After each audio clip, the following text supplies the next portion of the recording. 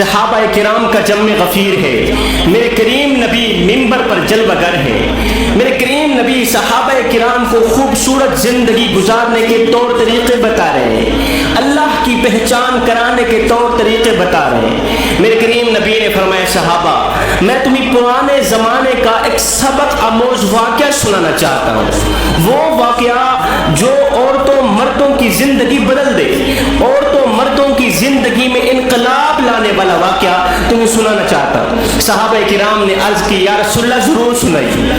میرے کریم نبی نے فرمایا صحابہ پرانے دور کا، پرانے زمانے کا ایک ظالم بادشاہ تھا، بڑا ہی کنجوس تھا۔ اس نے اعلان کیا کہ خبردار میری حکمرانی میں، میرے ملک میں کوئی کسی کو صدقہ نہیں دے گا، کوئی کسی کو خیرات نہیں دے گا، کوئی کسی بھوکے کو کھانا نہیں کھلائے گا، کوئی کسی پیاسے کو پانی نہیں پلائے گا۔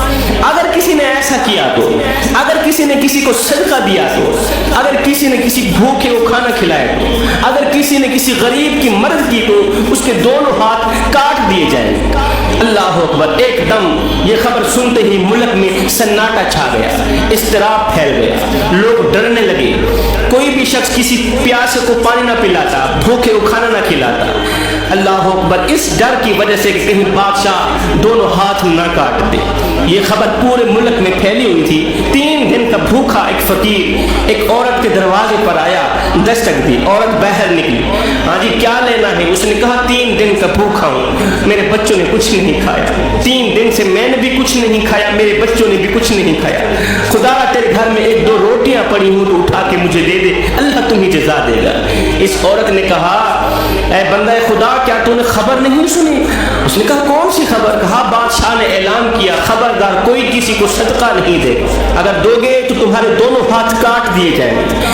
اب بتاؤ میں تمہیں صدقہ دوں یا اپنے دونوں ہاتھ کٹواؤں؟ اس نے کہا خدا را مجھ پہ کرم کرو، مجھ پہ ترس کھاؤ۔ بھکاری نہیں تھا، وہ فقیر تھا۔ فقیر اور بھکاری کے درمیان بھی بہت زیادہ فرق پایا جاتا ہے۔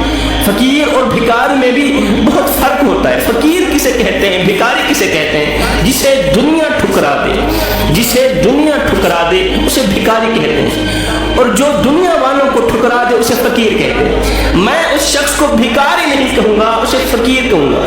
جو اس طرح کی حکمت بھری باتیں کرے نا، وہ بھکاری نہیں ہوتا، وہ فقیر ہوتا ہے، وہ اللہ والا ہوتا ہے، اس کے دل کا کنیکشن اللہ کی ذات کے ساتھ جڑا ہوا ہوتا ہے۔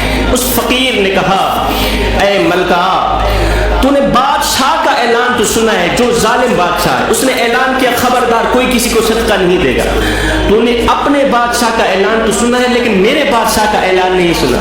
اس نے کہا تیرا بادشاہ کون ہے؟ کہا میرا بادشاہ وہ ہے جو بادشاہوں کا بادشاہ، جو شہنشاہوں کا شہنشاہ، میرے رب کا فرمان ہے جو کسی کو صدقہ دے گا میں اسی کے صدقے کے صدقے بری موت سے اسے بچاؤں گا۔ میرے رب کا فرمان ہے، صدقہ موت کو ٹال دیتا ہے، برے وقت کو ٹال دیتا ہے، مصیبتوں کے وقت تمہارے کام آتا ہے، تمہارے ہاتھ کا دیا صدقہ پریشانیوں کے وقت جب تم تنہا اکیلے رہ جاؤ گے نا، یہ صدقہ تمہارے کام آئے گا۔ ہائے فقیر کی درد بھری باتوں پر عورت کو ترس آیا۔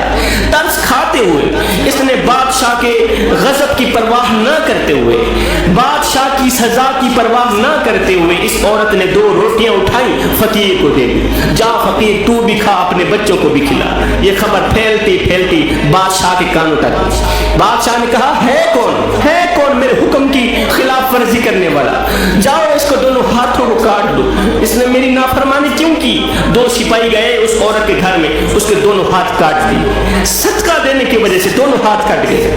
ہاتھ کٹنے کے بعد کچھ عرصہ گزر گیا، کچھ عرصہ گزرنے کے بعد اس بادشاہ نے اپنی ماں کو کہا ماں میں کسی ایسی لڑکی سے شادی کرنا چاہتا ہوں جو حسن کی ملکہ ہو، جو حسن کی شہزادی ہو، جس کے حسن کو دیکھ کر چاند بھی شرما جائے۔ کیا کوئی ایسی لڑکی، ایسی عورت میرے لیے پیدا کی ہے اللہ نے؟ اس کی ماں نے کہا کہ ہمارے ملک میں اسی ایریا میں ایک عورت رہتی ہے جو بہت ہی زیادہ حسین و جمیل ہے، میں نے اس سے پہلے کوئی بھی اتنی حسین و جمیل لڑکی نہیں دیکھی تھی، اللہ نے بڑے ہی اسے حسن سے نواز رکھا ہے، چاند بھی اسے دیکھ کے شرماتا ہے. اس کا حسن دیکھ کر ہر بندہ تعریف کیے بغیر نہیں رہتا, لیکن اس میں ایک عیب ہے. ماں کون سا عیب ہے؟ کہا وہ عیب یہ ہے کہ اس کے دونوں ہاتھ کٹے ہوئے. یہ وہی عورت تھی جس نے فقیر کو صدقے کے طور پر 2 روٹیاں دی تھی اور بادشاہ نے اس کے دونوں ہاتھ کاٹ دیے. حسن کی ملکہ شہزادی, لوگ اس کے حسن کی تعریف کیا کرتے تھے. بادشاہ نے سپاہی بھیجے, اس عورت کو لے کر سپاہی بادشاہ کی خدمت میں حاضر ہوئے. وہ عورت جس کے ہاتھ 2 روٹیاں دینے کی وجہ سے بادشاہ نے کٹوا دیے تھے, فقیر کی بھوک مٹانے کی وجہ سے بادشاہ نے اس کے دونوں ہاتھ کٹوا دیے تھے. بادشاہ کے سامنے حاضر ہوئی. بادشاہ نے جیسے ہی اس کا حسن و جمال دیکھا, اس کے حسن و جمال نے بادشاہ کو حیرت میں ڈال دیا. اتنی بڑی حسین و جمیل عورت. خیر, بڑی دھوم دھام سے بادشاہ نے اس عیب دار خوبصورت ترین عورت سے شادی کی. شادی کرنے کے بعد بادشاہ اس سے بڑا ہی پیار کرنے لگا, اسے بڑی محبت دینے لگا, عزت دینے لگا, اس سے محبت کرنے لگا. سال گزر گیا. اس عیب دار عورت سے اللہ نے ایک بچہ عطا کیا. اب بادشاہ اس خوبصورت عورت کو عزت دیتا, اس سے محبت کرتا, اس سے پیار کرتا, لیکن جو دوسری بیویاں تھیں وہ حسد کی آگ میں جل رہی تھی. وہ موقع تلاش کر رہی تھی کیونکہ ایسا موقع مل جائے ہم اس نئی نویلی دلہن کو بادشاہ کی نظروں سے گرا دیں. بادشاہ کا ایک بچہ بھی پیدا ہو گیا تھا. اللہ کا کرنا ایسا ہوا کہ کسی مقصد کے لیے بادشاہ دوسرے ملک میں گیا. دوسری بیویوں کو موقع مل گیا. اس نئی نویلی دلہن کو بادشاہ کی نظروں سے گرانے کا موقع مل گیا. نئی نویلی دلہنوں نے ایک خط لکھا, پیغام لکھا, بادشاہ تک پہنچایا. اس خط پر لکھا تھا کہ آپ کی جو نئی نویلی خوبصورت دلہن تھی وہ تو بدکار نکلی ہے, وہ تو عیاش نکلی ہے, اس کے غیر محرم مردوں سے کافی سارے تعلقات ہیں, اس نے تو آپ کی عزت کی دھچیاں اڑاتی ہیں. اب بادشاہ نے جیسے ہی خط پڑھا, بادشاہ نے واپسی جواب دیا کہ میرے آنے سے پہلے اس بدکار عورت کو جو میری عزت کی دشمن بن بیٹھی ہے, اس بدکار عورت کے گلے میں سیاہی کا ایک پٹا ڈال دو, اسے ملک سے دور کہیں جنگل میں جا کے چھوڑو. جنگلی جانور اسے بھی اور اس کے بچے کو بھی چیر پھاڑ کر کھا جائیں گے, یہی اس کی سزا ہے.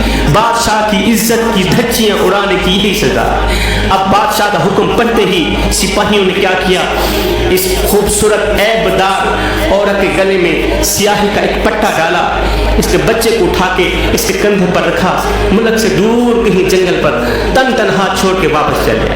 اب وہ جنگل میں تن تنہا اکیلی رہ گئی. اتنے بڑے برے وقت میں بھی اللہ کا شکوہ نہیں کیا, شکر پہ شکر کرتے رہے. جے سونا میرے دکھ وچ راضی, میں سکھ نو چلے ڈاؤں. دونوں ہاتھ بھی کٹ گئے. بادشاہ کی طرف سے جواب مل گیا, ابھی جنگل کے جانور آئیں گے, مجھے چیر کھا کر کھا جائیں گے. اب اسے پانی کی تلاش تھی, پیاس نے اسے ستایا ہوا تھا, بھوک نے اسے رلایا ہوا تھا. زمانے کی ستائی ہوئی عورت پانی کی تلاشی کے لیے کبھی ادھر بھاگتی, کبھی ادھر کو بھاگتی. دور سے اسے ایک نہر ملی, نہر نظر آئی, بھاگتی ہوئی گئی. جیسے ہی نہر میں پانی دیکھا, جیسے ہی پانی پینے کے لیے جھکی تو اس کی گردن پر بیٹھا اس کا معصوم بچہ پانی میں جا گرا, نہر میں ڈوبنے لگا, غوطہ کھانے لگا. ہے معصوم بچے کو ڈوبتا ہوا دیکھ کر ماں کے اندر سے ایک چیخ نکلی, زوردار چیخ نکلی. ہائے, یہ چیخ ہواؤں کو پھاڑتی ہوئی, فضاؤں کو پھاڑتی ہوئی, پہلے آسمان کو چیرتی ہوئی, دوسرے آسمان کو چیرتی ہوئی, 7 آسمانوں کو اس چیخ نے چیر ڈالا. یہ چیخ عرش پر جا ٹکرائی, یہ فریاد عرش پر جا ٹکرائی.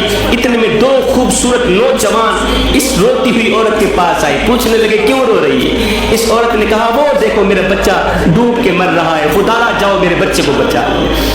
یہ 2 نوجوان نہر کے اندر گئے, پانی کے اندر گئے, جلدی سے اس کے بچے کو اٹھایا, صحیح سلامت اس کی جھولی میں رکھ دیا. اس کے بعد ان دونوں خوبصورت نوجوانوں نے کہا اے عورت, کیا تو چاہتی ہے کہ اللہ تعالیٰ یہ دونوں ہاتھ تجھے واپس کر دے, تیرے کٹے ہوئے دونوں ہاتھ اللہ تعالیٰ تجھے واپس کر دے؟ اس نے کہا میں ضرور چاہتی ہوں. ان دونوں خوبصورت نوجوانوں نے دونوں ہاتھ اٹھائے, دعا کی. اللہ نے ان کی دعا کا صدقہ اس کے دونوں ہاتھ واپس کر دیے, دونوں ہاتھ لوٹا دیے, اس کے ہاتھ صحیح سلامت ہو گئے. دعا کے بعد اس عورت کی پریشانی کو ختم کر کے, اس کی مصیبت کو ختم کر کے, اس کے چہرے پر مسکراہٹ کو دیکھ کر وہ نوجوان واپسی کی طرف جانے لگے. یہ عورت بول ہی پڑی, جوانو جاتے جاتے اپنے نام تو بتا کے جاؤ, تم کون ہو, کہاں سے آئے ہو اور تم کون ہو؟ ان دونوں نے کہا ہم تمہاری وہ 2 روٹیاں ہیں جو تو نے بھوکے کو دی تھی, وہ 2 روٹیاں ہیں جو تو نے صدقے کے طور پر ایک ایسے شخص کو دی تھی, ایک ایسے شخص کی بھوک مٹانے کے لیے دی تھی جو 3 دن کا بھوکا تھا, وہ بھی بھی بھوکا تھا، اس کے بچے بھی بھوکے تھے، تو نے اس پر رحم کھایا، آج اللہ نے تیرے اوپر رحم کھایا، تو نے اس کی بھوک ظاہر کی، اللہ نے تیری پریشانی ظاہر کی، تو اس کے کام آئی، آج برے وقت وہی صدقہ تیرے کام آئے۔ میں دعا کرتا ہوں مالک ہمیں بھی صدقہ کرنے کی توفیق عطا فرما، بھوکوں کو کھانا کھلانے کی توفیق عطا فرما، پیاسوں کو پانی پلانے کی توفیق عطا فرما، آمین ثم آمین، وما علینا الا البلاغ المبین۔